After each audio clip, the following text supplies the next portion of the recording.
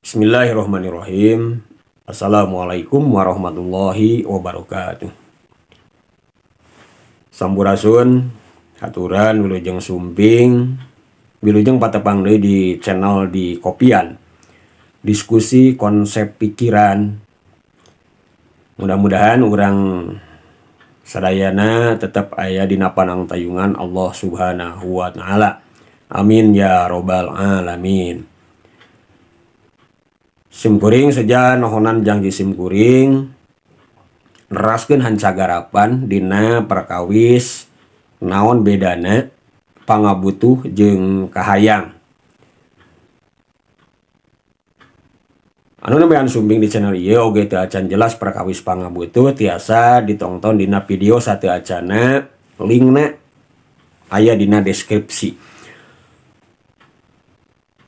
Definisi kahayang nyaeta hiji perkara anu bisa kudu bisa oge teu kudu dicumponan salami urang kumelenang di alam dunya. Naon margina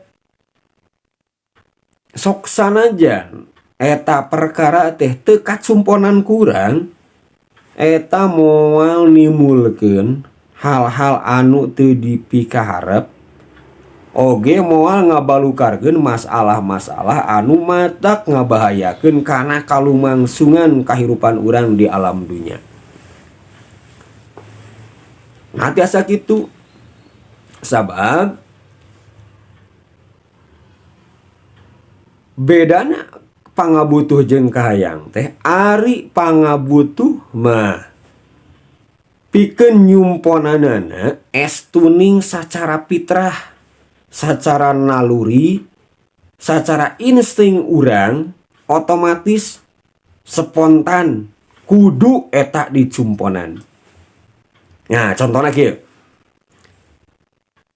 Lamun jam 8 beurang beuteung urang kukurubukan, urang teu kudu ngadadak mikir anu tarik.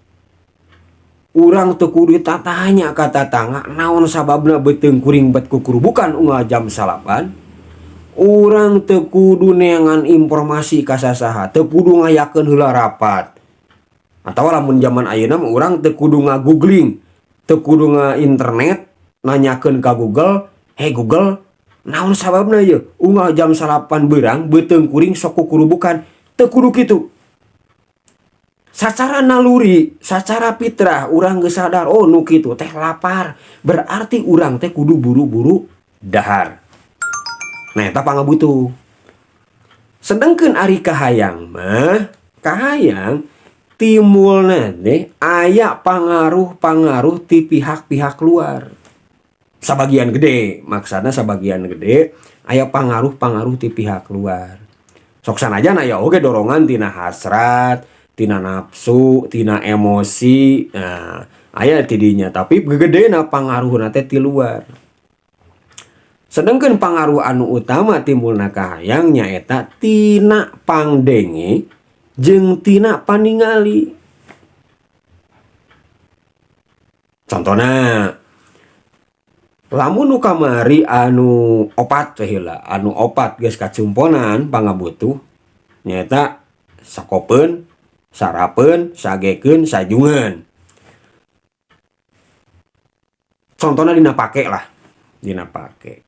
Kan pake teh syaratna teh ukur bisa nutupan orat, bisa nyalindungan diri urang tina hawa-hawa anu matak ngabahayakeun kana awak urang, jeung bisa nambahan adab jeung tata kasopanan dina enggoning urang campur gaul hirup kumuh jeung papada jalma. Kan eta. Tah lamun sareta geus kacumponan berarti pangabutuh teh sabarna mah geus beres nu dibutuhkeun ku urang teh.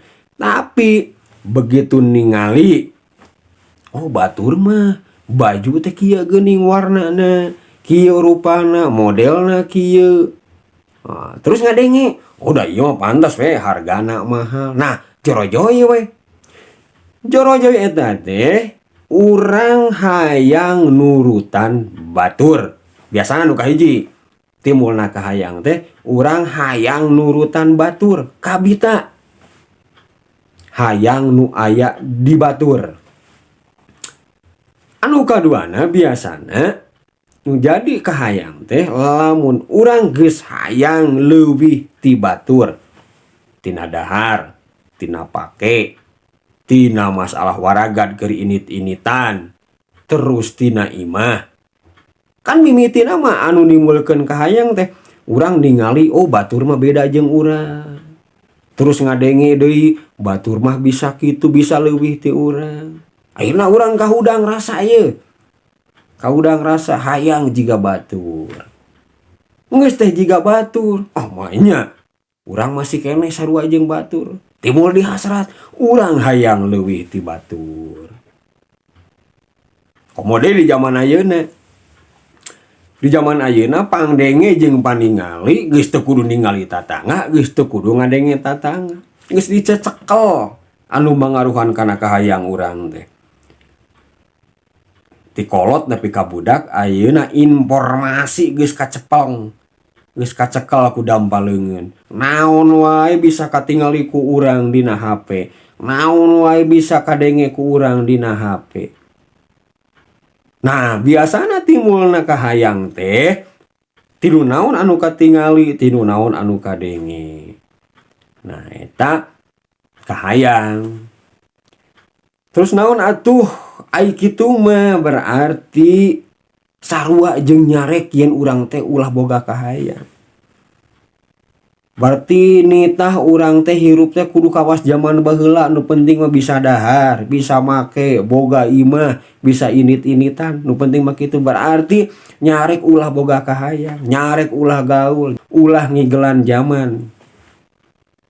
Henteu kitu. Sabab simkuring teu gaduh maksad palawargi sadaya teu boga kahayang. Tapi kudu apal. Nu tadi teh kan tina definisi teh ya nu disebut kahayang teh perkara anu bisa kudu bisa oge teu kudu dicumponan. Nah berarti keur ngabedakeunana atawa keur nyumponanana urang tingali nu tadi teh level-levelna. Naon wae kahayang anu memang kudu dicumponan, naon wae kahayang anu teu kudu dicumponan. Kecap teu kudu teu ngandung harti ulah. Nah, cuma pilihanana aya nu kudu, aya nu teu kudu.